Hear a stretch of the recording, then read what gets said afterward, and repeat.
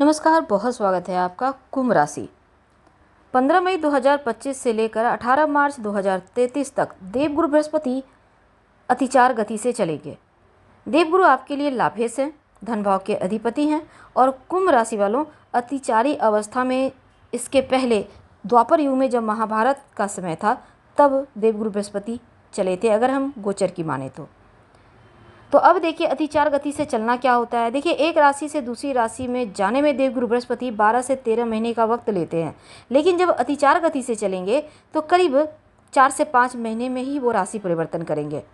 तो 15 मई से ये स्थिति आपका बनने वाला है, यानी आप कुंभ राशि वालों के ऊपर अतिचार गुरु का प्रभाव कैसा रहेगा, कितना अच्छा कितना बुरा, आज हम जानेंगे विस्तार से। वीडियो के अंत तक बने रहें। ये प्रेडिक्शन चंद्र राशि पर आधारित है। देखिए 15 मई 2025 चतुर्थ भाव यानी वृषभ राशि में अभी तक थे, यहाँ से निकलकर ये पंचम भाव में प्रवेश करेंगे। अब देखिए देवगुरु बृहस्पति शुक्र की राशि में थे जो शत्रु राशि है। अब मिथुन राशि जो बुध की राशि है यहाँ पर आएंगे, मित्रता का भाव है। तो गुरु जब मित्र के घर आएंगे तो यकीनन वो रिलैक्स मोड में होंगे, कई समस्याएं समाप्त होंगी, भाग्योन्नति के रास्ते आपके लिए खुलेंगे। तो मिथुन राशि के घर आने से, क्योंकि वायु तत्व की राशि है और देवगुरु बृहस्पति आकाश तत्व के ग्रह हैं, अब देखिए इन लोगों का मिलन तो अति शुभ है और अतिचारी गति से जब चलेंगे तब आपकी लाइफ पूरी तरह से बदलने वाली है। तो 5 महीने का वक्त है जब देवगुरु बृहस्पति मिथुन राशि में चलेंगे। अब इस समय यानी कि जो काम वो 12 महीने में कर रहे थे वो अब 4 ही महीने में होंगे, यानी जल्दी जल्दी काम होगा। अब आप समझ सकते हैं कि जब व्यक्ति हड़बड़ाहट में काम करता है तो कुछ गलतियां होती है, कुछ अच्छी चीज़ें भी होती है। अब देखिए 4-5 महीने में चीज़ें कंप्लीट होंगी। तो 15 मई से लेकर 18 अक्टूबर तक देवगुरु बृहस्पति आपके पंचम भाव में रहेंगे। अब पंचम भाव में रहेंगे तो कुछ चीज़ें आपके लिए बहुत कुछ बदलेगा। पंचम भाव में देवगुरु बृहस्पति का आना अच्छा माना जाएगा, क्योंकि त्रिकोण भाव में होंगे, लाभ के मालिक हैं, धन के मालिक हैं, त्रिकोण भाव में रहेंगे। आर्थिक मामलों में प्रगति होगी, बड़े लाभ के अवसर मिलेंगे। कोई मन की इच्छा दबी हुई है तो इच्छा पूर्ति होगी। गुरु की दृष्टि भी देखा जाए तो नवम, देखिए इनकी सप्तम दृष्टि में 11वें भाव पर होगी, तो कोई बड़े सपने पूरे होने के योग हैं। प्रॉब्लम ये होगी कि जल्दबाजी में कोई काम ना करें। पंचम भाव आपका डिसीजन का होता है, तो बार बार डिसीजन चेंज ना हो इसका ध्यान रखें। संतुष्ट जब तक ना हो कोई भी काम को आगे ना बढ़ाएं। संतान प्राप्ति के योग बनेंगे, लेकिन संतान के स्वास्थ्य संबंधी चीज़ों पर भी नज़रें बनाए रखना होगा। और हालांकि इस समय संतान का डेवलपमेंट होगा, लेकिन लापरवाही ना करें। जो बच्चे हैं उनके लिए बढ़िया रहेगा। पढ़ाई लिखाई के मामलों में अगर आप कहीं बाहर जाकर कॉलेज वगैरह में एडमिशन लेना चाहते हैं तो पढ़ाई के लिए बढ़िया है।